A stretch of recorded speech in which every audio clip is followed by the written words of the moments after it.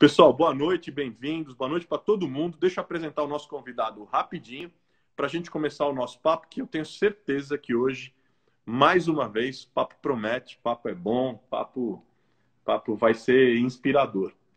Gente, tenho comigo aqui nessa noite Davi Lago. Não vou nem dizer que é meu amigo querido do coração, que essas coisas, enfim, estão junto, mas o Davi é pastor, escritor e advogado. E ele é o tipo de cara que, seja num momento com os jovens na igreja, seja com os amigos, os colegas da faculdade de Direito pelo WhatsApp, seja escrevendo um artigo nos vários portais, mídias, blogs pelos quais ele se expressa, ou dando uma entrevista, amor ao próximo é sempre a síntese das suas falas. É sempre a síntese do que está por trás da forma com que ele explica o mundo. Ou seja, ele é um cara que se esforça e muito para que no momento de tantos desarranjos espirituais, tantos destemperos emocionais e eu diria até irracionais, como esse agora mesmo que eu estava dizendo, é um cara que tem trabalhado intensamente pela conciliação e pelo diálogo. Irmão, prazer imenso ter você aqui nessa noite. Você, como eu disse, é um amigo querido. Boa noite. Boa noite, Carlos. Obrigado pelo carinho, pela amizade esses anos todos. Uma amizade que nós herdamos dos nossos pais também, né? E é sempre uma alegria. Eu fiquei muito feliz, muito honrado com o convite. E eu tenho, né, a OAB até hoje de estagiário, mas eu nunca prestei o exame da ordem, né? Eu fiz a graduação, o mestrado em Teoria do Direito pela PUC, mas não atuo advogando. E estou bem feliz que a gente vai ter esses minutinhos aqui hoje, conversando um pouquinho, tentando respirar numa sociedade tão asfixiada, né, Carlos? Tá difícil, o momento tá complicado pra caramba.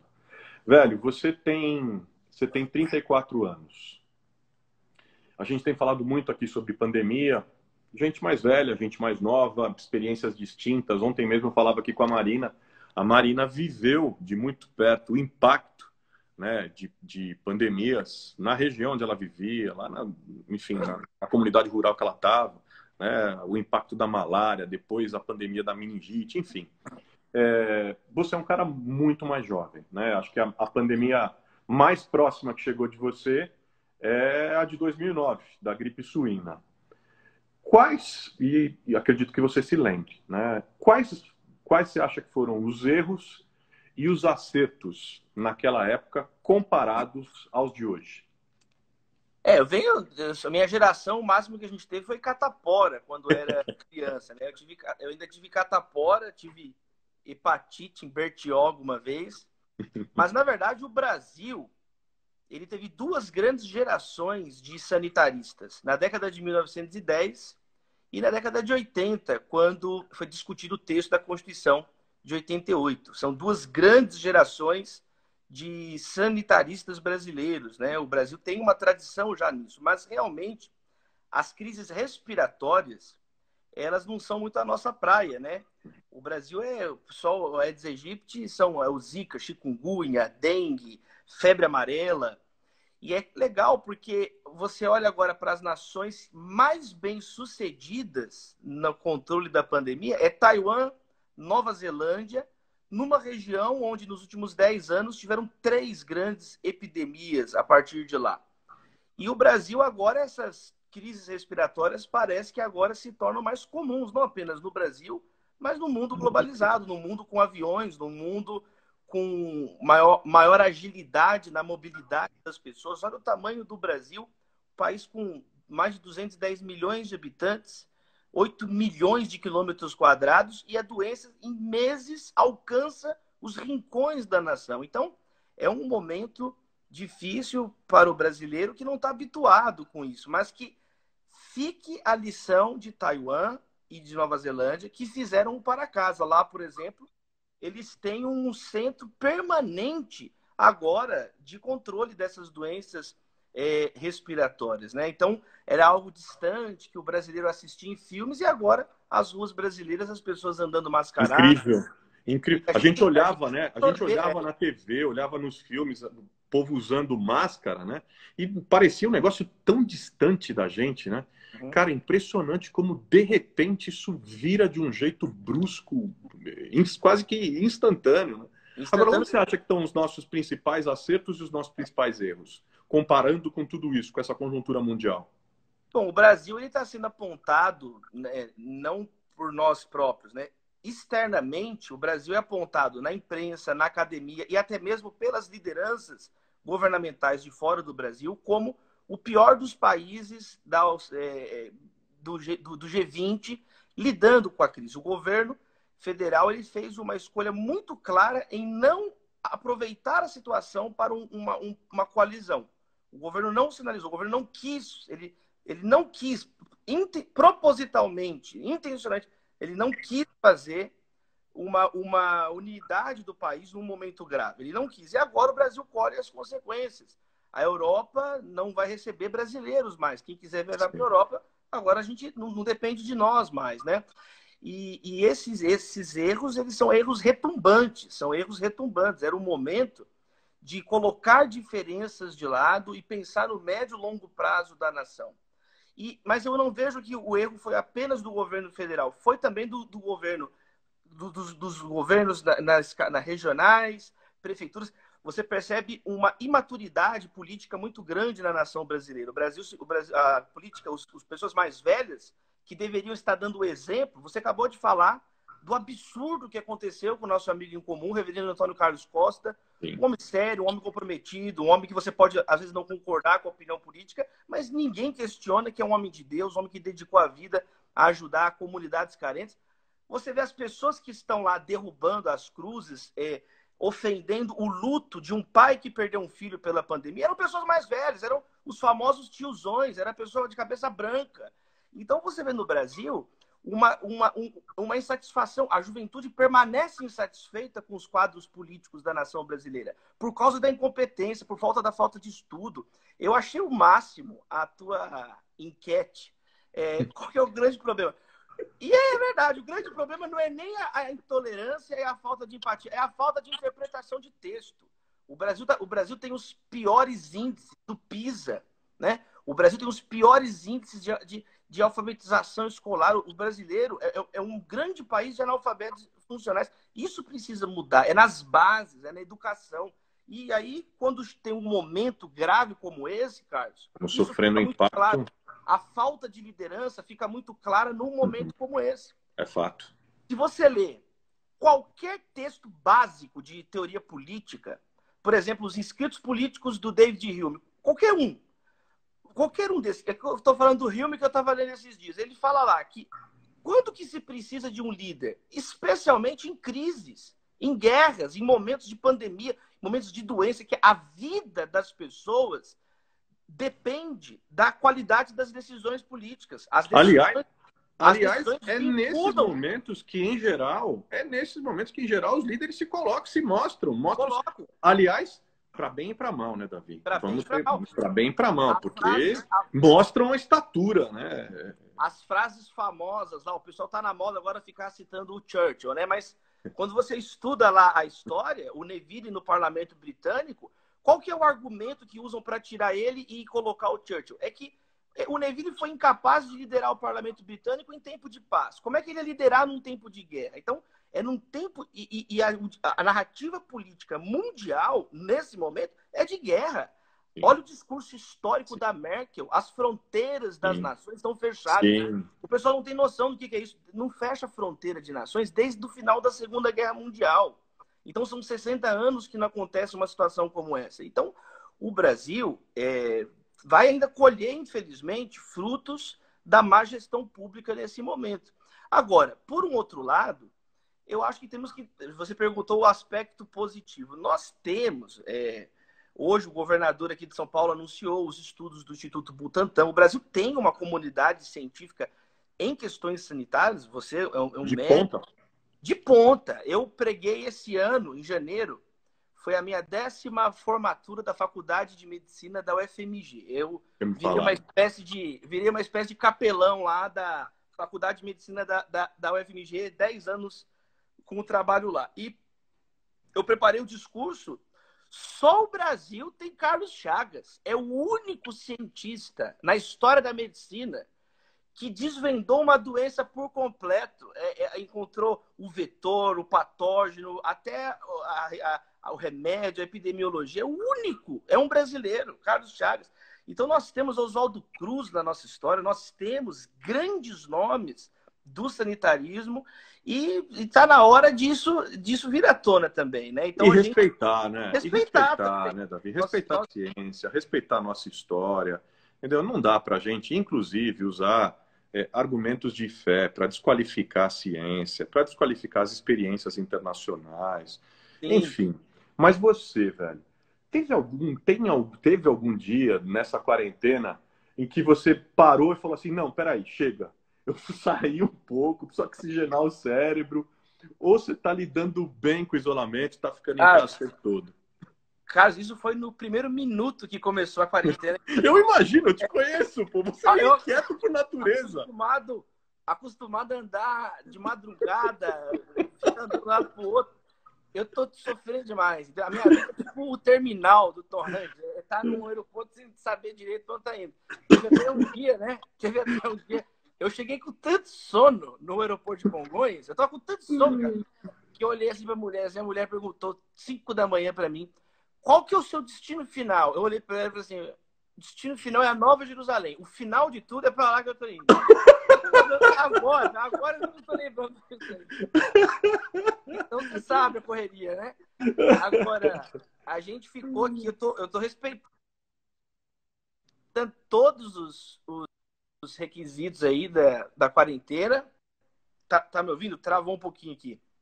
Tô ouvindo, deu uma travadinha, ouvindo, mas eu tô te ouvindo bem. Você tá no Wi-Fi ou no 3G? Ou no 4G? Eu tô te ouvindo. O som tá perfeito, mas a sua imagem tá congelada. Tá travado. Voltou. A imagem? Bom, deu um probleminha na conexão, mas eu sei que volta já, isso é natural, tá, pessoal? Vocês sabem disso, especialmente nesse horário, um horário com muitas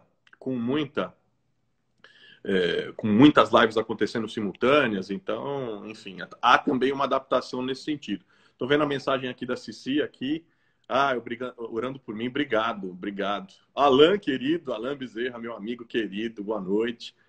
A Meire, Ellen, o Bruno, todo mundo aqui dando boa noite, a Amanda, a Psico Olga Silva, também manifestando repúdio aqui, estou vendo abrir de novo aqui para o pessoal manifestar. O Davi volta já já, vamos ver como é que ele volta aqui, deixa eu ver. Peraí, que eu acho que vai voltar aqui, só um minuto, vamos ver a conexão. Vamos ver a conexão aqui, vamos ver se... Peraí. Ei, Carlão. E aí é isso, mas aí a gente se adaptou aqui. Eu fiquei com dó da minha filhinha, cara. Já era 7 aninhos a Maria, 2 meses aqui em casa. Aí, quando foi no Dia das Mães, a gente levou ela para Belo Horizonte para ela ficar com os vovô e vovó lá um pouquinho. Mas tô na medida do possível tentando manter a sanidade e a santidade. Você estava falando, eu estava aqui pensando, você estava falando, eu estava até lembrando, você estava falando do orgulho, né, da nossa tradição dos sanitaristas, né? Você falou do Carlos Chagas, pô, tem o Oswaldo Cruz também, né, velho? Patrimônio nacional, caramba, a gente tem o filho do Carlos Chagas, o Carlos Chagas Filho, ele foi um dos chefes na ONU, nas pesquisas científicas. Ele foi diretor do comitê científico, um brasileiro. Então a gente tem também. Olha quem está aqui também, ó, bagunçando com você aqui, falando da Lake, o Matheus Sazato. O Matheus Sazato, o maior guitarrista do mundo, né? Meu. A live tá pesada aqui hoje, viu? Tá. Pesou cair de novo aqui. O John Wesley, avançando aqui um pouquinho, conversando. Peraí, deixa eu tirar. Como o sinal não tá tão legal, vou tirar os comentários um pouco para ver se melhora. Se tiver qualquer problema no meu sinal, também me avisa, tá? Ontem teve, sexta-feira passada também teve. Tem dias que começa, enfim. O John Wesley, nos 50 anos de ministério, tem uma coisa que é muito falada sobre ele, né? Ele era o cara que pregava e que historicamente é um relato, né, que ele pregava 3 vezes por dia ao longo desses 50 anos de ministério. E aí tem muita gente que diz, eu já ouvi, você também deve ter ouvido, né, muita gente falando, mas ele teve esse alto rendimento porque ele era solteiro e só foi casar depois dos 40 anos. Considerando que você é um cara que prega desde os 15 anos, já que prega, que publica livro, que escreve, a vida conjugal, no seu caso, interfere positiva ou negativamente quando o tema é produção de texto? Positivamente, Carlos, porque a Natália, minha mulher, também escreve, né? A Natália fez um pedaço do curso de letras, depois fez o lírico. Então, mas não, no meu caso, graças a Deus, eu consigo conciliar. E você falou do John Wesley. O John Wesley tem muitas lições, né, sobre isso. Ele fala, né, minha paróquia é o mundo. Uma inspiração, assim, de alguém que realmente era produtivo. Ele ganhe tudo que puder, poupe tudo que puder, dê tudo que puder. Ele é uma das inspirações. Pouca gente sabe também a Rosa Parks, que foi a mulher que se recusou a levantar naquele ônibus, iniciando os boicotes nos Estados Unidos da América, que resultaram nos direitos civis com Martin Luther King. A Rosa Parks era metodista, era da tradição wesleyana, tradição metodista. Então, ela conta, né, que ela sentiu a presença de Deus ali naquele ônibus naquela hora. Então, o Wesley também, ele é uma grande inspiração sobre o ministério, sobre a nossa postura diante das coisas. E no meu caso também, a Natália, a gente trabalha junto aí há muito tempo, a Deus. Santa mulher de Deus, essa Natália. E é interessante, né, Davi? Nem é esse o tema da nossa live, nada. Mas é interessante, né? Que fala-se muito sobre o legado, sobre a herança avivalista do Wesley, mas fala-se muito pouco, especialmente nos seminários, sobre a herança do reformador social. Né? Poxa, ele discipulou o parlamentar inglês responsável pela queda da escravidão no mundo, pela proibição do comércio e do tráfico de escravos da África, que é William Wilberforce. Né? Fala-se muito pouco sobre essa herança. E muitas vezes se dissocia, né, a questão do avivamento com a questão da reforma social. Mas falando um pouco mais do Davi, falando um pouco mais de você. Em 91, sua mãe, a irmã Esmeralda, ela escreveu uma dedicatória para você e para os seus irmãos, que era: aos meus filhinhos que serão cheios do poder de Deus e trabalharão na sua obra. O que você diria para sua mãe hoje sobre o que você tem feito nesse caminho, que era o caminho que ela tanto aspirou e pelo qual ela orou? Olha, eu vi uma pessoa que colocou um dia o seguinte epitáfio no túmulo, né? Que eu acho que vou colocar no meu também. Eu tentei, né? Minha mãe, todas as noites, ela sempre lia histórias da Bíblia, histórias em geral para mim. Em vários livros, agora eu estou lendo para minha filha. Então é um momento muito, muito especial, todas as noites. Davi, tua primeira pregação foi sobre Efésios 5:12. Sim. Qual foi o significado dessa pregação, dessa primeira pregação para você? O que te traz no coração quando eu te pergunto isso?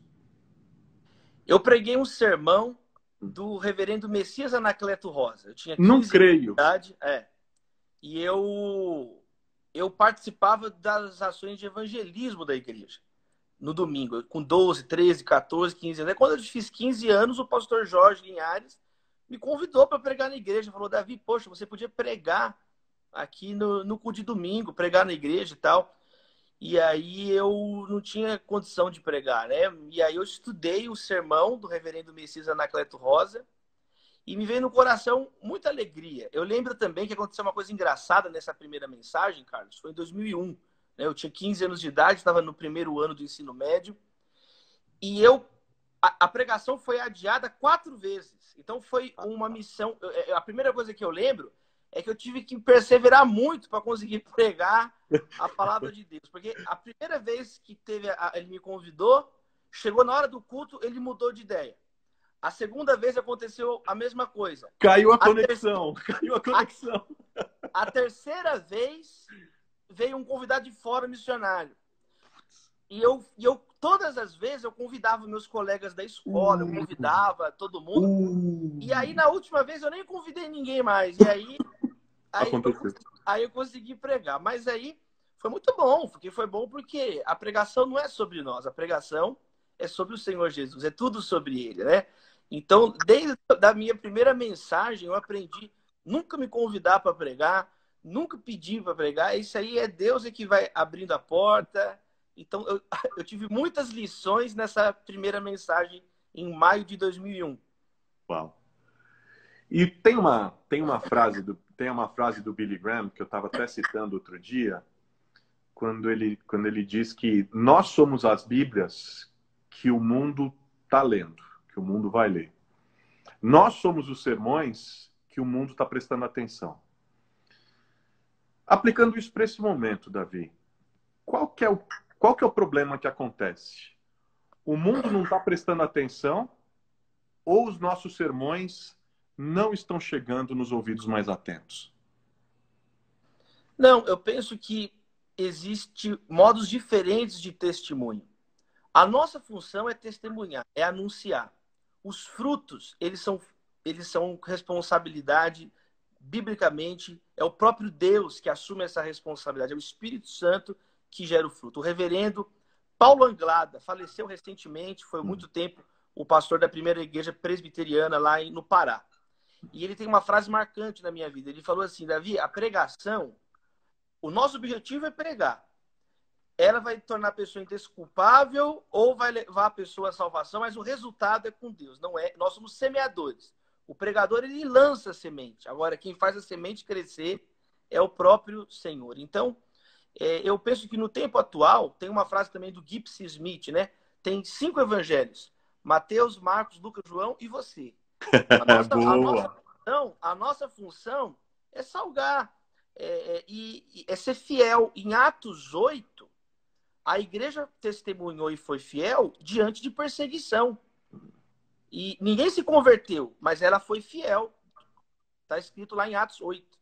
Em Atos 9, a igreja foi fiel e multidões acreditaram. Tanto em Atos 8, que ninguém se converteu, quanto em Atos 9, que multidões, cidades inteiras foram arrebatadas, mas a igreja foi fiel nas duas situações. Fiel na perseguição, perseverando. Fiel na liberdade, anunciando o evangelho. Então, eu acho legal também tirar essa questão, que significa que as pessoas não estão convertendo, que não tem evangelho. Noé era o único crente no mundo inteiro, mas Noé era crente. Elias falava: poxa, ninguém mais acredita. Elias, tem 7.000 que não dobraram o joelho. Então, eu procuro me nortear assim por esse pensamento também, sabe, Carlos? Que a nossa função é semear e cada um vai prestar conta da sua vida, das suas palavras, da sua casa, da sua família, dos seus dons, dos seus talentos. Deus distribuiu os talentos a cada um e cada um vai prestar conta de Deus. Então, eu acabou na minha vida essa coisa de ser o fiscal da igreja, sabe? Assim, eu acho que hoje tem muitos meteorologistas, mas poucos construtores de arca. E por isso que eu gosto de você. Eu tenho esse amor, esse carinho, há tantos anos de admiração por ser alguém que propõe, uma pessoa propositiva. Não, você está falando o que você está fazendo, né? Então, eu acho isso, a gente seguir nessa linha propositiva, amorosa, e o resto está na mão de Deus. Mas aproveitando o gancho desse momento que a gente vive, que é um momento complexo, não só em termos da igreja, mas da sociedade. Sim. E que foi um momento que eu diria que amplificou a complexidade por causa da própria pandemia, né? Eu tenho falado e repetido, enfim, a pandemia não trouxe nada de novo. Ela amplificou antigas mazelas que a gente tinha aí.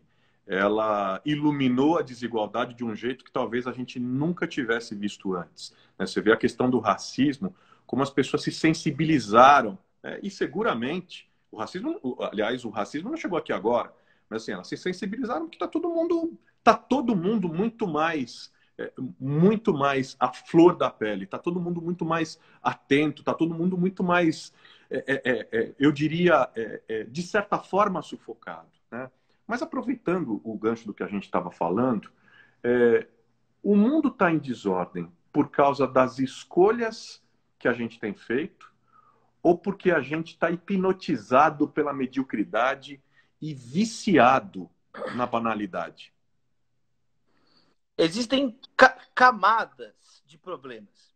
O problema mais profundo, como você disse, da condição humana, o problema mais profundo é o pecado. O ser humano, ele virou as costas para o seu próprio Criador. É o que a Bíblia diz. Todos pecaram, estão afastados da glória de Deus. Então, esse é o ponto central. O maior problema do mundo não é científico, o maior problema do mundo não é econômico, o maior problema do mundo é o problema do coração humano. O coração humano é corrompido. Aliás, a palavra corrupção, ela tem origem teológica. Né? Todo mundo fala combate à corrupção. É coração rompido.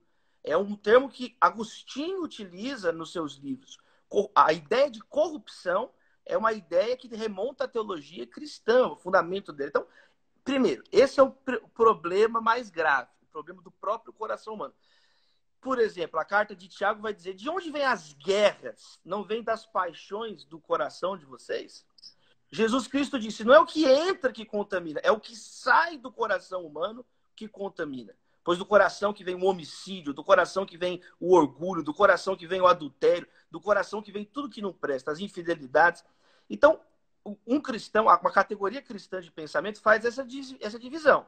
O grande problema não é de decisões, é o pecado. Esse é o problema. Por isso que o evangelho é a grande resposta ao mundo. Agora, numa outra dimensão, existem as responsabilidades atuais. Numa outra dimensão, que não tem a ver com a condição humana, existem, claro, a Bíblia fala sobre a responsabilidade humana, sobre consequências de decisões erradas, sobre consequências de escolhas equivocadas, sobre consequências de escolhas não racionais, sobre consequências, como você usou uma expressão, a banalidade, o ativismo de sofá, ou como diz o Mário Vargas Llosa, né? Ele fala a sociedade imbecilizada, a sociedade do espetáculo. Só que aí nós já estamos falando agora de um outro grau de discussão. Não é o problema central, mas são problemas educacionais, problemas econômicos e seguramente, especialmente no Brasil, muito mais poderia ser feito. O Brasil está à deriva. O Brasil é um país sem projeto. O Brasil, os projetos brasileiros esgotaram. Qualquer pessoa que tiver paciência e levar a sério o Brasil e começar a ler as obras que propõem projetos para o Brasil, ler o Caio Prado, ler o Raimundo Faoro, ler todo mundo o Darcy Ribeiro, ler todo mundo que escreveu sobre o rumo do Brasil, esses autores são obsoletos para o momento atual. Esses autores, eles funcionaram até o século XX. Então, o Brasil está num momento, a sociedade, especialmente a sociedade brasileira, onde nós precisamos de entender os problemas e construir um Brasil que caibam todos. Não é com ativismo de sofá, de hashtag, que vai mudar o Brasil. São um monte de problemas graves, de problemas sérios, e a pandemia escancarou isso. Por exemplo, Manaus. Eu escrevo lá para o jornal Em Tempo, Manaus. Em Manaus, as pessoas sendo jogadas em valas comuns, tamanha desorganização. Outro problema institucional grave do desenho institucional brasileiro. Com todo o levante da população brasileira contra a corrupção, ainda é possível um monte de gente roubar dinheiro em compra de respiradores. Não, isso é afrontoso. Você vê como que tem tamanha possibilidade de acontecer um negócio desse, Carlos. Então nós temos muito que fazer. Isso tinha que ser considerado crime hediondo. É inacreditável que alguém possa se utilizar de um momento como esse e roubando dinheiro, milhões para extrair recursos, para roubar. E às vezes eu penso, Davi, eu não sei, às vezes eu tenho a sensação, enfim, não é que o Brasil está assim. De certa forma, o Brasil foi construído assim. O próprio Darcy Ribeiro falava, né, que o desmonte da educação no país é um projeto. Né? Uhum. E tem sido, a sensação que tenho é que esse desmonte tem sido projeto. A maneira com a qual a própria sociedade tem reagido diante disso, enfim. Indo adiante um pouco no nosso papo. a gente sempre entendeu, aliás, sempre foi muito mais compreendido, né, que entender, que compreender esse mundo que a gente vive sempre esteve nas conversas presenciais, sempre esteve no papo, sempre esteve no encontro, ali naquele papo relevante, né? Ou então no aprofundamento da leitura, na boa leitura de um livro. Isso foi o que mais se fez durante um longo tempo da história. Agora, quando é que a sociedade, na sua opinião, quando é que a sociedade se liquefez? Ou quando é que a gente chegou nesse mundo líquido apontado pelo Bauman? Carlos, muita coisa, né? O primeiro é o efeito da Segunda Guerra Mundial. Depois da Segunda Guerra Mundial, vem um vácuo, vem um niilismo, vem o existencialismo, vem uma tristeza. Por quê? Porque aconteceu o extermínio sistemático de seres humanos em campos de concentração. Aconteceu a Segunda Guerra Mundial, é um cataclisma moral, científico, bombas atômicas explodiram depois em Nagasaki, Hiroshima. Então, no vácuo da Segunda Guerra Mundial, emergem novas filosofias céticas, cínicas. As pessoas começam. E aí isso vem sendo construído. Até uma análise clichê simples de fazer, porque aí chega o movimento hippie, que aí já tá vendo? Começa a ter um louvor à irracionalidade, e essa geração entra agora no século XXI com a diferença das mídias sociais, com a diferença que agora as pessoas têm mais possibilidades de ter informações. Nós estamos aqui falando ao vivo. Quando que isso seria possível? Era só grandes emissoras de televisão. Então, agora, muitos autores dedicam a estudar sobre isso, né? O Humberto Eco tem muitos textos sobre essa imbecilização das pessoas. Tem uma frase forte. Sobre as redes. Sobre as redes. Então, muitos autores eles fazem essa análise, né? O próprio Bauman, ele vai falar que entra esse mundo líquido quando as pessoas... O Jean Baudrillard, no livro A Sociedade de Consumo, fala algo interessante. O Baudrillard foi um dos caras que percebeu isso lá atrás. Ele percebeu que multiplicaram os objetos pessoais. Antes tinha a televisão na casa, agora tem a televisão no quarto. Antes a família, ela tinha o momento que a mesa estava posta, a mãe, a avó normalmente preparavam um alimento no fogão, agora tem o micro-ondas, cada um come a hora que quer, faz a própria comida a hora que quer. Então o Baudrillard percebeu que o aumento de certas facilidades na vida moderna, nos anos 50, 60, 70, ele chama o fenômeno da desincronização. Aí as coisas começaram a desincronizar. A internet foi outro golpe forte nisso, né? Que descentralizou a informação. Um conjunto de fatores. Também tem o Edgar Morin, que vai chamar isso de sociedades complexas, né? As nossas sociedades hoje não são mais lineares, elas são em rede. Emmanuel Castells. Acho que esses 4 autores aqui tá bom, né? Fechamos a conta. Emmanuel Castells, Sociedade em Rede, Edgar Morin, as sociedades complexas, o Jean Baudrillard, falando sobre a sociedade de consumo, o Bauman, modernidade líquida, são alguns autores que jogam luz para a gente entender um pouquinho por que o mundo é tão fluido hoje em dia, né? Tem um pesquisador brasileiro, Guilherme Wisnik. Ele é professor na Faculdade de Arquitetura da USP. Ele tem um livro muito legal pela editora que eu amo, que é a editora Ubu. O Wisnik ele tem um livro chamado Dentro do Nevoeiro. E ele vai olhar a sociedade atual a partir da arquitetura. Especificamente, a arquitetura que surge depois da queda do World Trade Center. Aquela imagem de fumaça, o World Trade Center caiu, o terrorismo e aquela fumaça. O Wisnik é um conjunto de artigos onde ele vai mostrar como que a arquitetura hoje ela é esfumaçada. Ele fala que é a modernidade gasosa, né? A modernidade enevoada, que é uma outra maneira de mostrar como que a sociedade perdeu a rigidez da família, a rigidez da igreja, a rigidez. Então, são alguns autores aí que dão pistas para a gente resolver essa... Boa. Vamos falando um pouquinho de tudo aqui, falando um pouquinho de você, mesclando um pouquinho de você, das tuas experiências, tuas vivências pessoais, tuas impressões sobre a pandemia, sobre o que está acontecendo, um pouquinho, enfim, um pouquinho de política, um pouquinho de economia, enfim, um panorama geral, falar um pouquinho de teologia. A teologia da prosperidade. Você acha que a teologia da prosperidade é algo que deu certo ou deu errado? Ou deu certo só para algumas pessoas? A teologia da prosperidade, ela é uma aberração. Para mim, não podia nem chamar teologia da prosperidade, porque teologia é uma coisa boa. Eu proponho sempre que fala heresia da prosperidade. A Bíblia ela é contra duas heresias. A heresia da prosperidade e a heresia da miséria. Quais são essas heresias? A heresia da prosperidade diz que se você tem dinheiro, sucesso, cargos, etc., é uma prova que Deus te abençoou e você é de Deus. Já a heresia da miséria é uma heresia do ascetismo. As duas são antigas.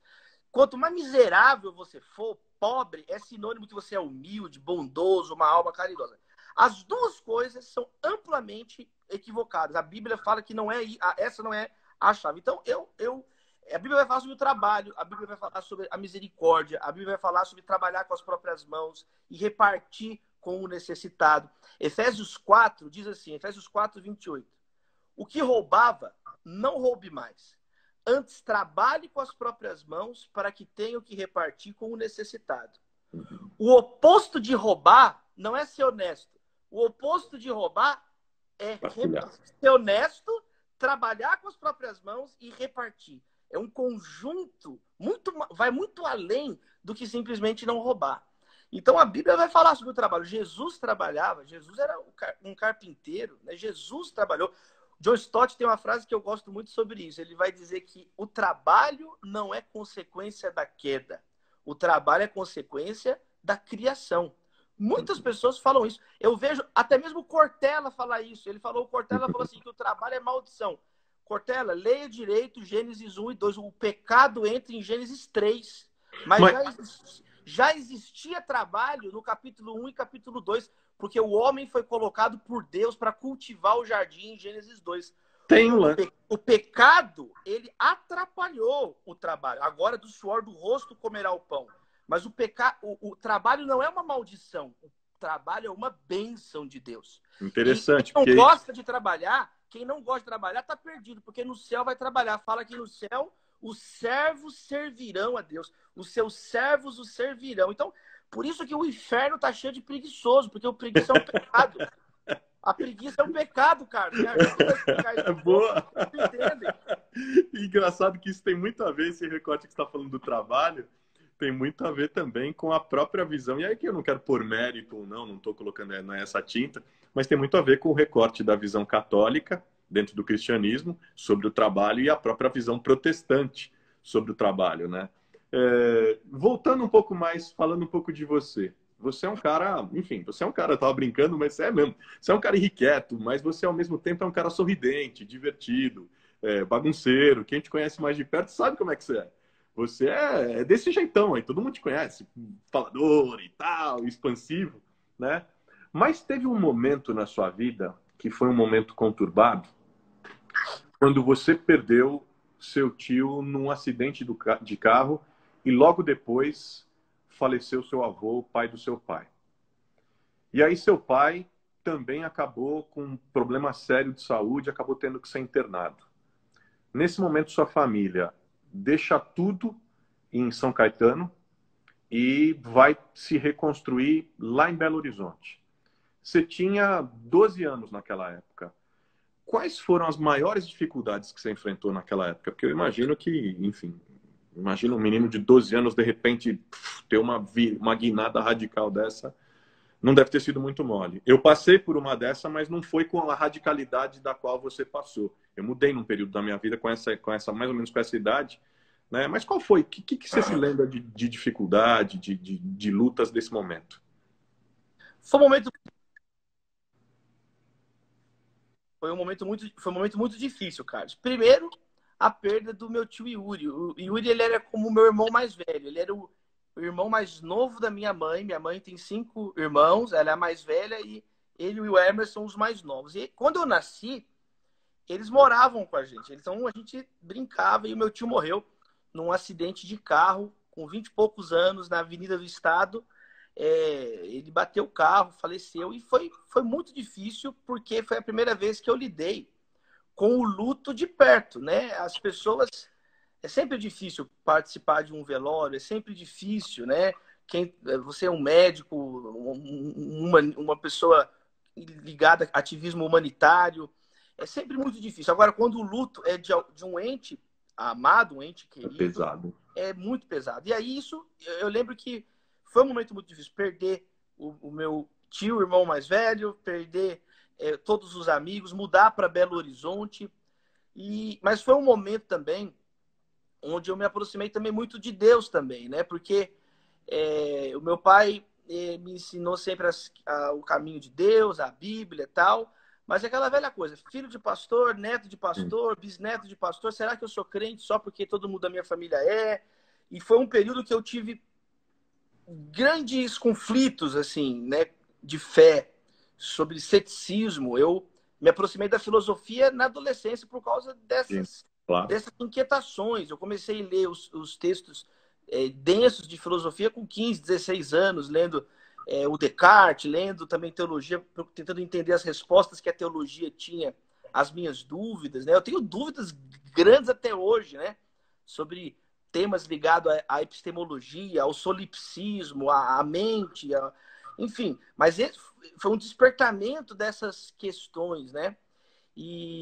Mas, por outro lado, foi um período muito legal porque eu fiz amigos novos. Foi uma experiência brusca, foi uma mudança muito brusca para a nossa família, do padrão de vida que a gente tinha em São Paulo, na mudança.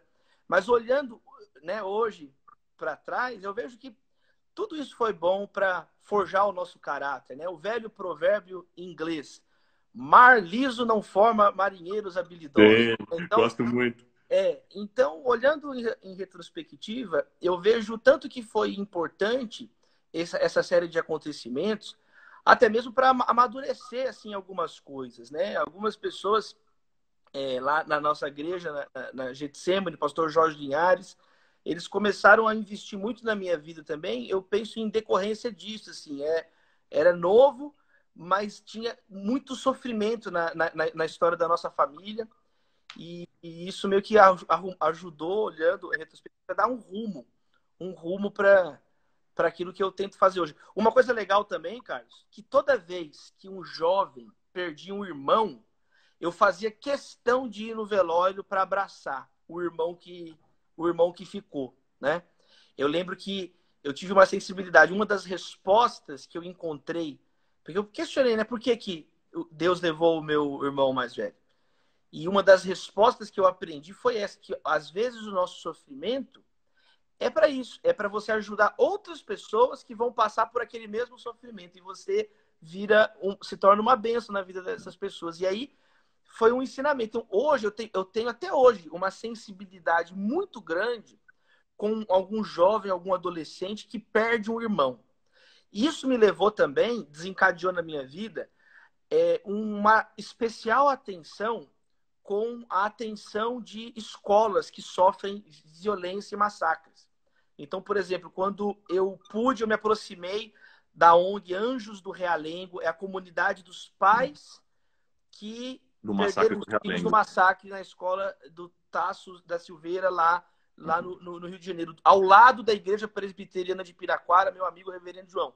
E aí eu conheci eles, visitei a escola, eu preguei lá para as crianças, depois nas datas de rememoração ao massacre.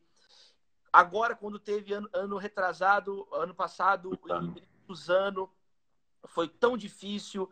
Eu fiz o sepultamento dos meninos lá em Suzano, na Escola Raul Brasil. E essa ação que até hoje eu sempre, quando eu vejo, eu não consigo.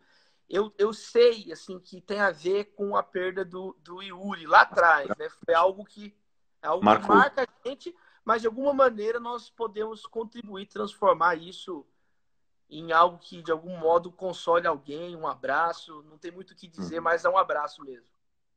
A gente tem 3 minutos antes da gente virar, porque vai esgotar o nosso tempo, e antes da gente virar para o Pinga Fogo, que é a hora que todo mundo gosta.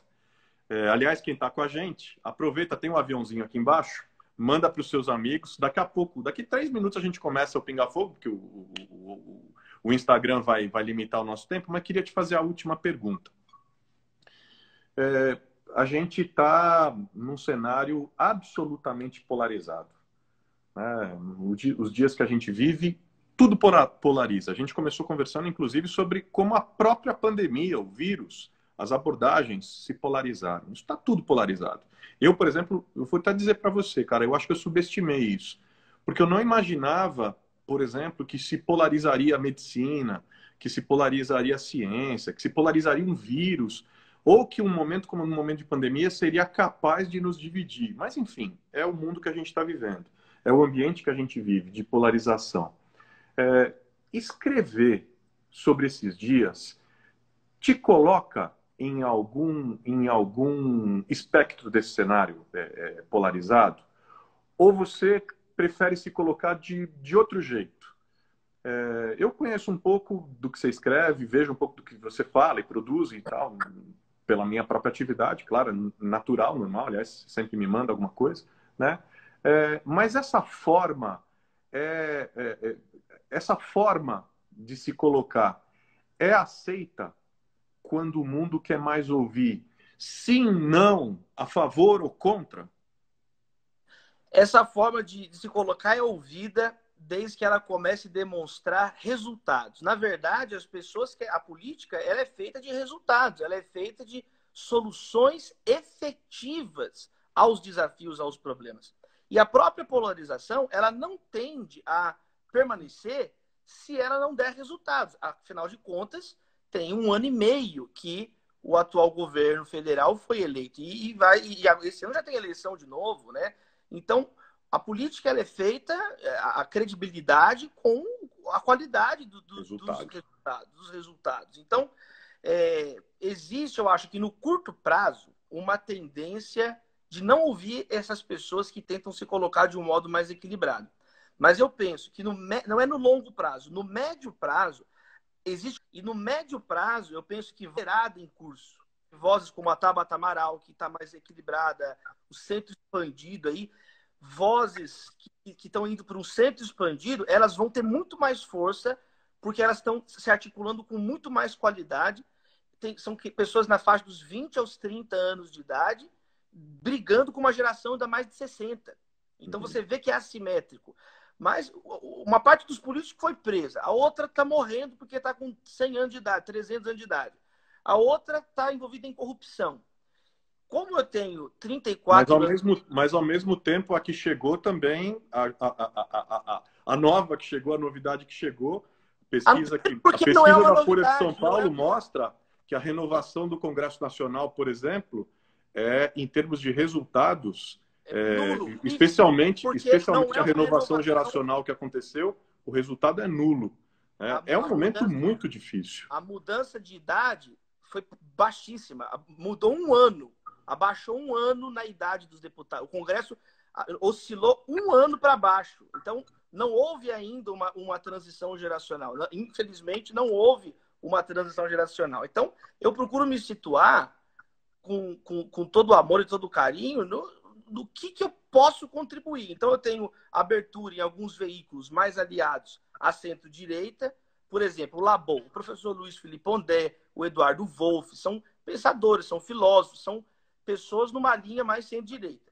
Mas eu também tenho, não tanto na parte das ideias, na parte da praxis, da prática, eu tenho muito amigos e ajudo pessoas mais alinhadas à centro-esquerda, a ajuda humanitária, ajuda a crise de segurança alimentar no Brasil. Então, assim, é muito claro o meu posicionamento nos textos. É um centro expandido, porque eu penso que nós temos que encontrar um projeto maior de Brasil, onde as pessoas sintam uma iniciativa primária de se envolver e construtiva. Porque a iniciativa hoje para a pessoa envolver no debate é reativa, é para brigar, é para eu não concordo. Todo mundo sabe o que não concorda. Mas o que nós concordamos, caramba? Qual que é o objetivo? E o que eu tenho escrito esses últimos anos todos pesquisado, tentando entender com maior profundidade os problemas, pensando numa questão de médio prazo, Carlos. Acho que é por aí a resposta. Boa. Agora todo mundo pode, se vocês quiserem participar, também podem participar. Vamos lá, vamos fazer o pinga-fogo. Eu costumo brincar, Davi, que eu costumo chamar o pinga-fogo de paredão do bem. É a hora da verdade. Você deve ter visto alguns dos que aconteceram aqui, mas eu falo, você complementa, eu te dou 2 opções, você escolhe uma, sim ou não, enfim. Aí a gente vai... Aquilo que você sentir mais à vontade, quiser fazer uma digressão às vezes um pouquinho maior, também tranquilo. Vamos tocar o barco. Davi, polissemia ou polifonia? Polifonia. Por quê? Porque são vários sons diferentes. Polissemia, a pessoa pode se perder, interpretar muito diferente e não chegar a conclusão nenhuma. Então vira nonsense. Já a polifonia são vários sons. Eu posso, às vezes, não entender eles, mas pelo menos é música, pelo menos, forma música. Religião e fé são? Jesus. Capelão. Jesus nos religa a Deus. Ele é o religare de Deus. Ninguém vem ao Pai a não ser por mim. E ele é o autor e consumador da nossa fé. Capelão, professor ou político? Dura coisa me perguntas. Aqui não tem moleza, velho. Paredão do bem, pô. Mas eu diria professor. Eu estou no momento... Se eu for, o Davi de 2020 é professor. Eu tenho dedicado 80% do meu tempo, Carlos, ao estudo no momento. Então, a resposta mais coerente hoje é professor. Ter conteúdo ou ter eloquência? Conteúdo. Por quê? Não adianta você ser uma lata vazia. Oportunidade. Para onde o vento sopra no porto. O dia mais difícil da sua vida foi? O dia que a Natália quase terminou comigo. Eu fiquei muito triste, meu chão caiu. Você tinha quantos anos? 21. E o momento mais inesquecível? O momento mais inesquecível foi? O nascimento da minha filha, da Maria. Ela é linda. O nascimento dela foi o momento mais inesquecível até hoje.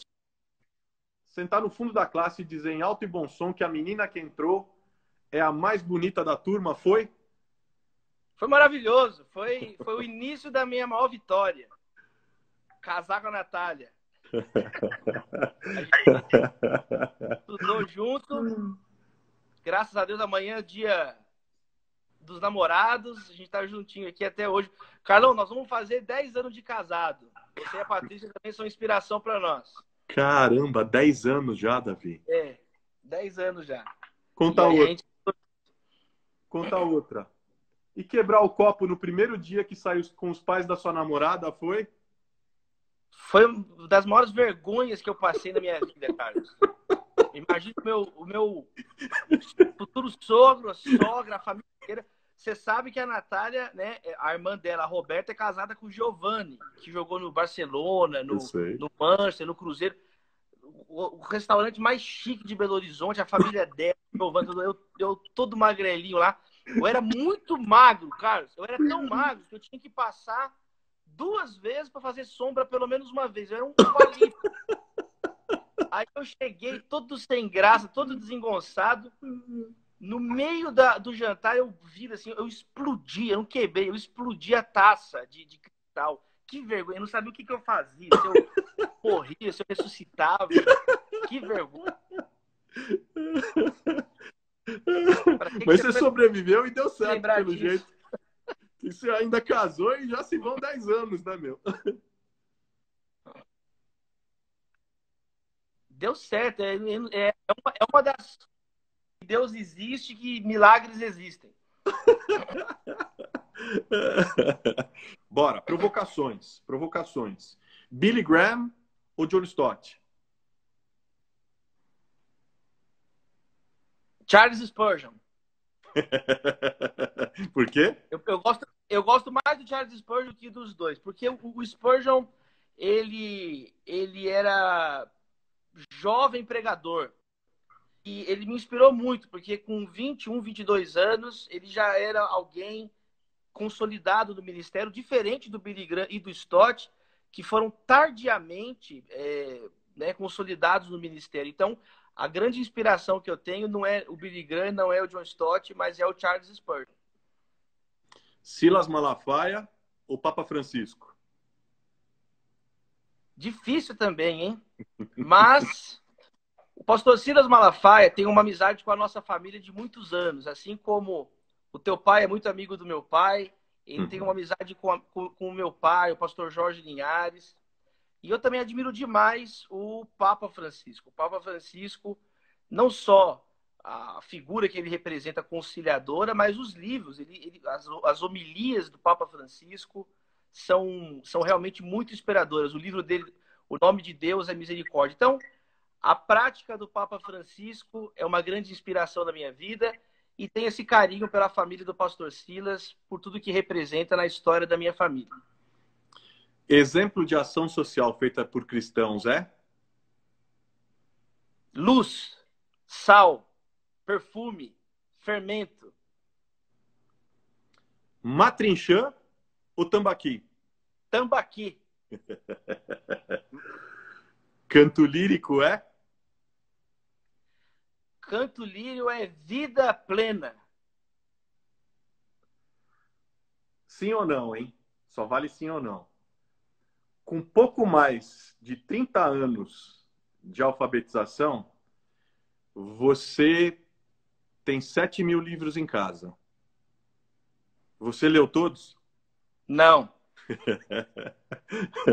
Quantos por cento? Tem livro de referência. Mas eu li muitos, Carlos. Eu li muitos. E eu tenho até uma técnica agora para provar que eu rabisco todas as páginas e anoto em tudo. Conta. E é uma maneira de homenagear o livro também. Do mesmo jeito que ele está me transformando, eu não sou o mesmo depois que leio, o Miserável não vai ser o mesmo também, não. Eu vou rabiscar ele todo. Nós dois vamos sair diferente dessa leitura, cara. Seu livro tá todo riscado. Muito bom. Você desafina quando? Eu não ouvi. Você desafina? Você desafina quando? Quando eu falo. Toda hora eu tô desafinando. A parte de ser afinado não é comigo, é com a Natália. Vivaldi ou Mozart? Difícil, Carlos, mas eu vou ficar com o Vivaldi. Eu tô ouvindo muito a Glória ultimamente. Eu acho que em outros dias eu diria Mozart, mas eu tô numa fase Vivaldi. Uma fase Vivaldi. Folha ou Estadão? Folha. Eu tenho um carinho muito grande com a Folha desde criança. Meu pai, ele sempre foi assinante e eu fui alfabetizado na Folha, né? Eu lia as manchetes do meu pai com 4 anos de idade, 5 anos de idade. Meu pai guardou. Eu tenho a Folha de São Paulo do dia 7 de março de 86, o dia que eu nasci, guardada, né? E ninguém acredita, mas é verdade. Na capa foi a última vez que o cometa Halley passou.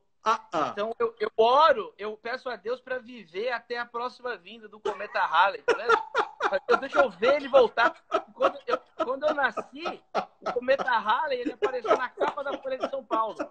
Deus, deixa eu ver o cometa Halley. É 2061 que ele volta, cara. É 2061. Pelo menos até 2061. E a Folha de São Paulo também. Eu era muito fã na infância até hoje, né? Do Angeli, do Glauco, do Laerte. Eu recortava as charges, né, deles, eu colecionava. E eu fui entrevistado pela Folha com 10 anos, em 96. Teve uma exposição no MASP, e aí a Folha, criança, e aí a minha primeira entrevista é sobre Pablo Picasso na Folhinha. Aí eu tenho um carinho com a Folha. Eu tive com o Otávio Frias Filho, o Tavinho, ele faleceu, né? Mas eu tive com ele no primeiro fórum de jornalismo da Folha, foi 2017, 2016 ou 2017. Eu contei isso para ele, né? Foi muito legal. Eu levei a folha do dia Que do meu legal! nascimento, contei. Que história Foi bem legal! legal. Já que você falou de cartoon, Angeli, Glauco ou Laerte? Angeli. O Angeli é o maior cartunista brasileiro de todos os tempos. Nunca vai ter dois Angeli no Brasil. Não vai ter. Eu gosto muito do Laerte, do Glauco, gosto do Adão, gosto do João Montanaro. Você sabia que o João Montanaro da Folha, o João é filho diretor da Sociedade Bíblica também. É irmão nosso, Não, o isso eu não Montanaro. sabia. Agora o Angeli é insuperável. O Angeli, nós nunca não vai ter dois Angeli. O Angeli é só um. Brasil de hoje é? O Brasil de hoje é difícil, mas o Brasil de hoje é um lugar que nós temos que pedir muita misericórdia de Deus para ele se encontrar e até 2022. Eu queria falar um pouco sobre isso. 2022, Carlos, é o bicentenário da independência, é o centenário da Semana de Arte Moderna e é o ano que aponta para o próximo século, o século 22. É um ano que nós vamos falar sobre a identidade do Brasil. 200 anos de independência, 100 anos do movimento mais importante cultural brasileiro. Então, nós estamos num momento, às vésperas de 22, de uma profunda crise de identidade. Então, o Brasil é um lugar que não precisa de amor, mas se for assim, falar o Brasil, a minha oração é que nós sejamos o sal da terra verde e amarela, né? Que ele se encontre nesses anos aí tão importantes para a nossa história. A política do Brasil de hoje é? Frustrante, decepcionante. Eu acho que nós infelizmente, não temos homens públicos à altura do momento. Eu vi, não sei se você leu essa semana a entrevista do Yunus na Folha. Não. Vencedor do Nobel da Paz. Sim. Ele Banqueiro dos pobres. amigo da Marina, grande autor. A Marina sempre Sim, fala dele, uma inspiração. Inspiração. O Yunus falou essa semana que o mundo estava esperando do Brasil uma liderança nesse momento. E ele falou assim: vocês brasileiros não se enxergam, o mundo espera de vocês liderança, ainda mais num momento que é uma questão sanitária, de saúde. Ele falou isso, o Yunus falou. E vocês estão piores que os outros. Então, eu acho que o Brasil, ele tem muito a oferecer, sabe, Carlos, para a humanidade. A Amazônia está aqui, o Brasil é um povo criativo, o Brasil é um povo amado, querido. Nós somos brasileiros. E é decepcionante ver tantos recursos não sendo aproveitados como poderiam, Carlos. Então, ou pior, né, Davi? Ou pior, você falou na Amazônia, ou ver tantos recursos sendo degradados, sendo destruídos.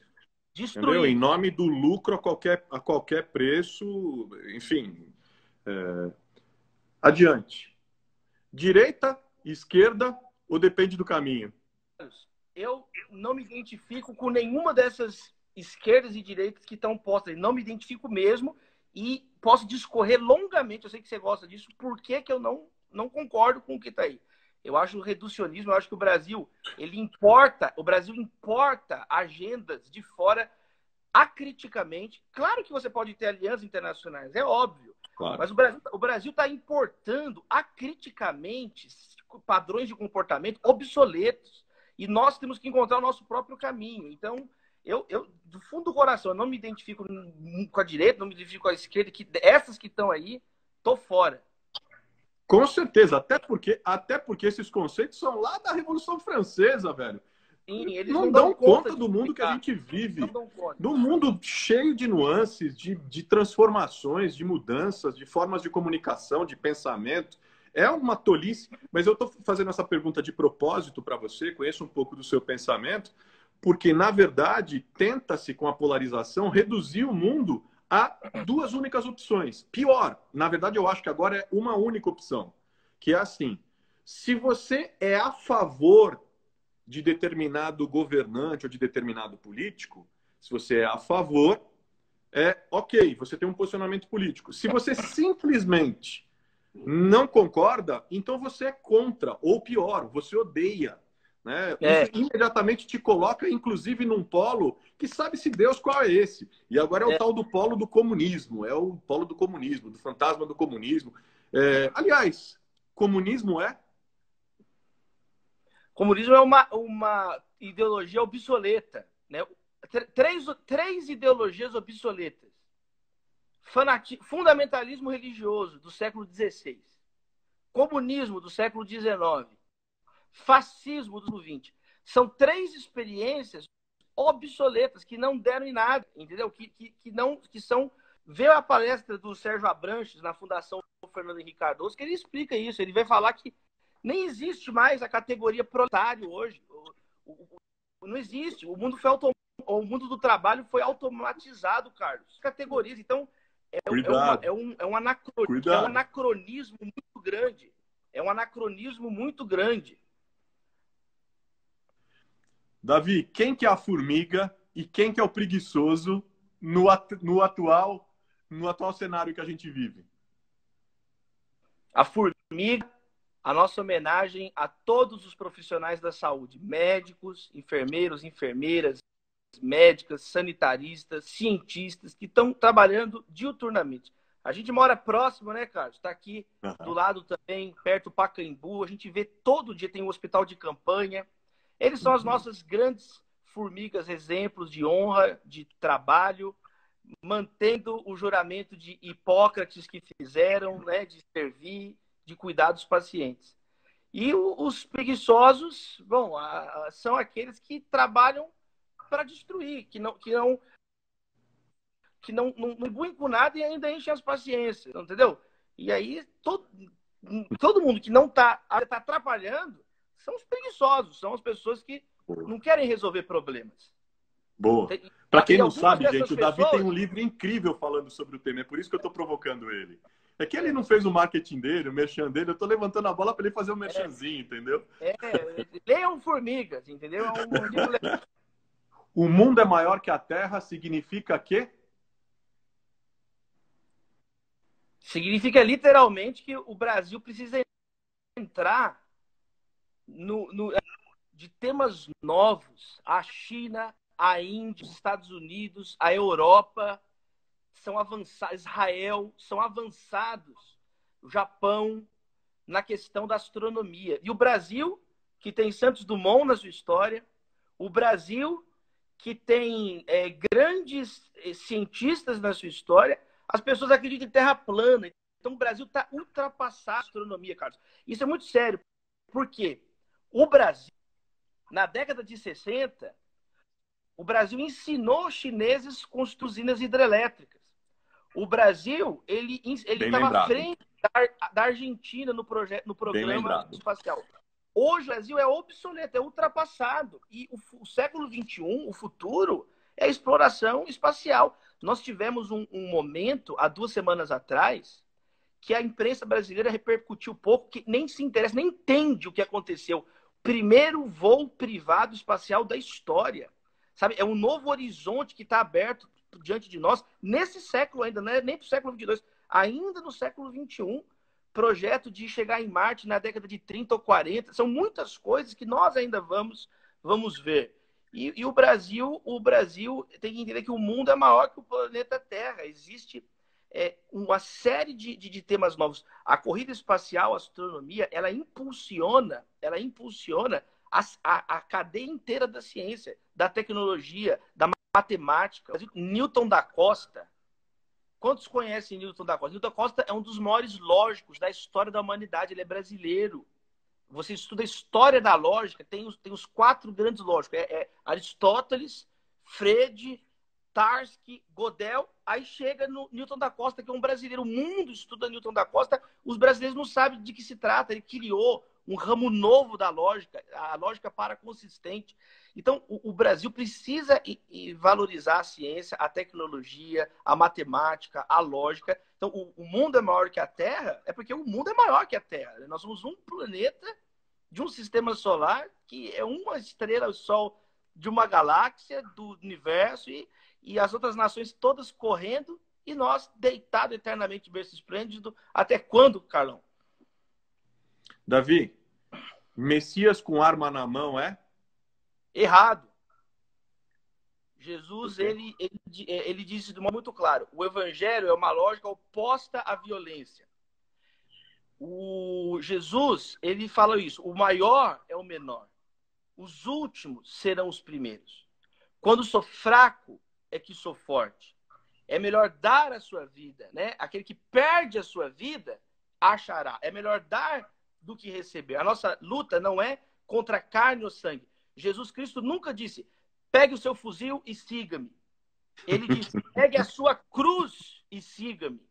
O caminho de Jesus é o caminho da entrega, do amor a Deus e ao próximo. Então, meus amados irmãos, nós não podemos confundir as coisas. Jesus não chamou cruzados, ele chamou crucificados.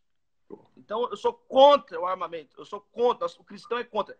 Romanos diz assim, no que depender de vós, esteja em paz com todos. Isso não significa que não pode ter polícia e não pode ter o exército. A ética cristã não diz isso. Ela fundamenta o poder estatal, ela fundamenta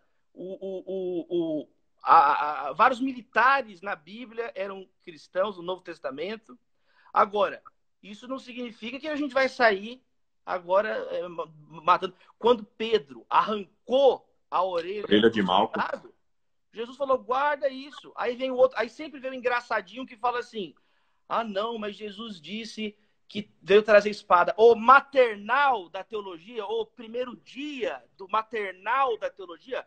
Não existe isso na Bíblia. Não existe isso. E cada um vai prestar conta do que está falando a Deus. Jesus disse em Mateus 12 que nós vamos prestar conta de cada palavra que saiu da nossa boca. Então, quem torce texto bíblico para justificar violência, racismo, misoginia, isso está errado. Isso não tem fundamentação. E seja maldito, anátema quem disser o contrário, Carlos. Isso é uma coisa que irrita. Isso é uma coisa que irrita. Então, tenho até que pedir a paz do Espírito Santo aqui, porque está errado e não existe ser violento, agressivo, respaldado nas Escrituras. Não existe. Heresia, mentira, está errado. Bora. Lula é? O Lula é uma decepção. O Lula, muitos que estão votando no Bolsonaro, votaram no ex-presidente Luiz Inácio Lula da Silva. Ele é uma grande decepção da história do Brasil.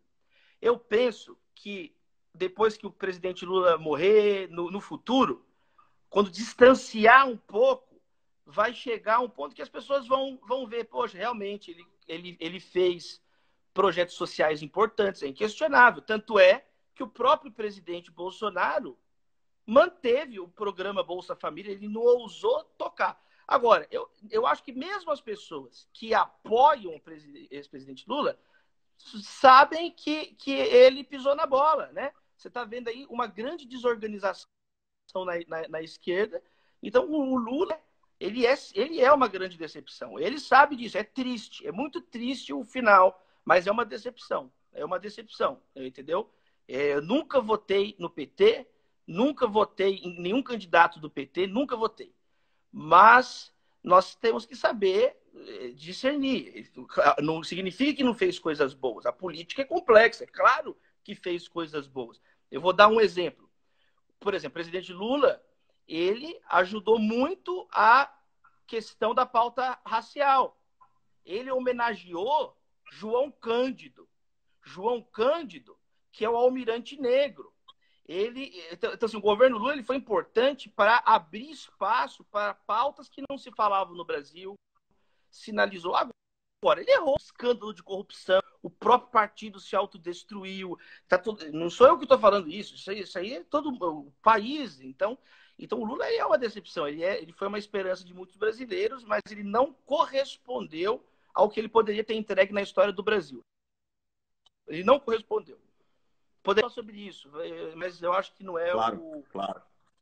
Não, pinga fogo. Bolsonaro é? Inexperiente. O pessoal, você começou a falar inexperiente, estão respondendo aqui. 28 anos no parlamento, estão falando 28 anos no parlamento, fazendo política inexperiente? Eu acho que ele é inexperiente, ele é previsível e eu acho que ele é bem intencionado. Eu acho que tem 3 marcas aqui. primeiro, ele é inexperiente. Ele não foi preparado para um cargo executivo. Ele tem uma experiência de baixo clero. Isso é uma questão, isso é uma coisa óbvia. Ele não sabe lidar com a imprensa. Então, ele não tem as habilidades de encontrar um rumo pacífico. Ele é combativo. Então, ele é inexperiente para um cargo de executivo. Segundo, eu penso que ele qual foi a segunda coisa que eu falei? Lembro. Inexperiente. Eu estou lembrando a terceira, que eu acho que ele é bem intencionado. Eu acho que o presidente Bolsonaro é bem intencionado. Nós temos que ouvir também o povo. O povo votou em peso no Bolsonaro. Ele se apresentou como um candidato antissistema. E eu acho que ele é bem intencionado. Essa semana mesmo eu vi previsível. Obrigado por ter lembrado. Eu acho que o presidente Bolsonaro ele é bem intencionado. Eu não acho assim que ele tem uma vontade, eu quero destruir. Eu não penso isso. O povo não votaria tão forte nele, Carlos. Sabe? Não é verossímil esse argumento. Eu acho que a pessoa cega para um fato. As pessoas veem alguma sinceridade no presidente Bolsonaro, porque ele teve uma votação massiva. Ele foi muito forte votado. Mas, em terceiro lugar, ele é previsível. Ele é muito previsível. As pessoas falam assim, não, o presidente Bolsonaro cada hora faz uma coisa, mas ele já se comporta dessa maneira nos últimos 28 anos. Então, eu acho que são três marcas. E o que eu nunca... você não vai encontrar vídeo meu apoiando, texto meu, em nenhum momento, o presidente Bolsonaro, como não vai encontrar também críticas gratuitas. Não vai encontrar eu sendo essa oposição também que só quer ficar. Mas uma coisa que me afastou muito quando eu fui estudar e entender quem era o presidente Bolsonaro foi a insistência dele com essa questão da violência, essa questão de exaltar o Usta, que foi um torturador. Isso, no meu coração, é algo que dói um pouco, sabe, Carlos? Essa agressividade, eu não gosto. Eu acho que também quando distanciar, as pessoas vão ver assim, poxa, era muito agressiva as falas, ofendendo todo mundo, ofendendo às vezes até o próprio apoiador. Eu não concordo com isso. Eu tenho certeza absoluta que isso não é uma postura cristã. Agora eu estou vendo algumas pessoas falando aí, julgando se é o que significa bem intencionado. É claro que tem muitas consequências se ser bem intencionado é bom ou ruim, mas o Carlos perguntou algumas características. Claro, opinião sua. Eu estou falando algumas características. Essa também. Ele é previsível, ele é inexperiente, ele pode ser bem intencionado. A gente pode explicar o que eu acho. Ele é um democrata? Não, eu acho que ele não é. Eu acho que ele não é um democrata. Ele é muito autoritário. A democracia pressupõe a capacidade de conversar, a habilidade de organizar, a habilidade de criar consensos. E ele não tem essa qualidade. E é uma qualidade básica de um político democrata. Presidente. Então, vamos em frente. É uma qualidade. Vamos em frente. Essa discussão é boa. Como você bem disse, essa dava uma live só para isso. Testemunho Só para isso. Vamos fazer. Oi? Seria genial. Testemunho é? Testemunho é mártir, né? É você e as últimas consequências para Jesus. Isso é testemunho. É tudo, é dar tudo, não deixar nada. Né? Como Jesus nos ensinou. Hipócrita religioso é aquele que explora a casa das viúvas, procura o primeiro lugar nos banquetes. É aquele que você pode fazer o que ele diz, mas não pode fazer o que ele faz, porque ele não vive o que prega. O maior mico que você viveu? Vários. Eu sou uma coleção de micos. Quanto maior? Eu não sei. Eu sou uma coleção. Eu falo um mico. Eu lembrei de um mico. Eu fui um dia. Eu estava na Inglaterra. E aí eu não conseguia entender o que a mulher falava no caixa para mim. E ela estava perguntando se colocava queijo ou barbecue no nacho? Aquele sotaque britânico pesadão. Eu respondia toda hora, yeah. Cheese or barbecue? Eu, yeah. Cheese or barbecue? Eu, yeah. Aí tava uma fila atrás de mim, assim. Aí todo mundo começou a gritar comigo. Foi um mico, foi uma vergonha. Eu fui vaiado por um restaurante inteiro em Manchester, cara. Aí a mulher virou pra mim, cheese or barbecue? Nada depois. Gente dormindo durante a pregação, é? Culpa do pregador. Terapia, gente, terapia. Teve uma igreja que colocou uma placa assim: problemas com sono? Não se preocupe, nós temos sermões. Uma difícil. Um livro. O Aleph, Jorge Luiz Borges. Um filme. Cidadão Kane, Orson Welles. As 5 últimas, tá? As 5 últimas. Se você pudesse escolher ser um personagem bíblico por pelo menos um dia, quem você escolheria ser? Abacuque. Por quê? Eu queria saber o que estava escrito naquelas tábuas que ele colocou para o mundo inteiro ver. Se você pudesse escolher não ser, aliás, um personagem bíblico que você jamais escolheria ser. Você jamais queria ter sido. Nabal. Por quê? Porque a esposa dele disse assim para Davi: meu marido é um homem terrível e ele não escuta ninguém. Um episódio bíblico que você queria muito ter participado. Eu queria ver Jesus enfrentar a multidão que queria apedrejar aquela mulher. E queria ver o que ele estava riscando na areia. E queria ver a cara dos hipócritas desmascarados. Essa é a melhor, né? Essa é a melhor. Essa é a melhor. Tamo junto, tamo junto. Jesus vira para eles e fala assim, raça de víbora. Jesus era bravo também. Pegava pesado. E é interessante que tem um detalhe, né? Jesus acolhe o pecador, sempre em público, e fala o que tiver que falar no privado. Mas o hipócrita religioso, ele sempre faz o enfrentamento público. É impressionante. Eu gosto de uma frase tua, Carlos, eu gosto de uma frase tua. Quanto mais perto a gente está de Jesus, menor a vontade de atirar pedras. É isso. Acredito muito nisso, velho. Uma cena bíblica que você jamais queria ter visto ou participado. Aquela cena é do Salmo 137, 138, que as mães atiram os próprios filhos sobre as rochas. Verdade. Putz. A última, Davi. Pandemia é? Só mais um momento. Até o dilúvio passou, a pandemia vai passar. Boa. Bom, chegamos ao nosso final. Deixa eu deixar os comentários aqui. Chegamos ao final. Cara, foi sensacional, mas não acabou. A gente guardou uma surpresinha para o final. Guardou uma surpresinha para o final. Porque nunca o final aqui é igual, sempre tem alguma coisa diferente. O que o Davi Lago, para entrar para a história das nossas lives, preparou? Vou até me ajeitar na cadeira aqui. Vou até me ajeitar na cadeira. Ô, Giovanni.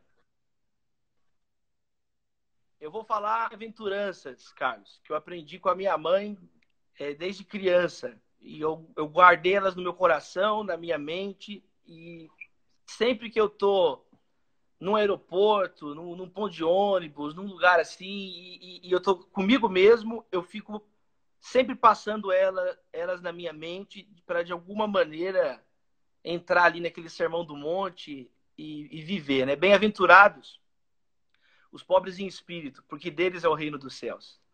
Bem-aventurados os que choram, porque eles serão consolados. Bem-aventurados os mansos, porque eles herdarão a terra. Bem-aventurados os que têm fome e sede de justiça, porque eles serão satisfeitos. Bem-aventurados os misericordiosos, porque eles obterão misericórdia. Bem-aventurados os puros de coração, porque eles verão a Deus. Bem-aventurados os pacificadores, porque eles serão chamados filhos de Deus. Bem-aventurados os perseguidos por causa da justiça, porque deles é o reino dos céus. Amém. Amém. Amém. Davi, eu queria te agradecer, velho. Queria te agradecer pelo tempo aqui, pelo papo ótimo. E quero dizer para você que foi o primeiro de muitos. Nós precisamos retomar, cara. Foi bom por dois motivos. Bom por tudo aquilo que você trouxe, a visão, a sensibilidade, o carinho, o conhecimento. E, por outro lado, também para a gente poder se encontrar, poder estar junto. Isso é bom demais. Se teve um efeito colateral positivo dessa pandemia, é que ela fez isso. Ela fez a gente se aproximar de quem a gente gosta, e é como se a gente estivesse dando a mão à distância e se realimentando na fé, na esperança, no amor e na fome e sede pela justiça. Obrigado, viu, mano? Obrigado de coração. Deus te abençoe, te fortaleça. Aliás, você podia até deixar o recadinho dos teus livros, falar para o pessoal. O Davi tem livros bárbaros, tá, gente?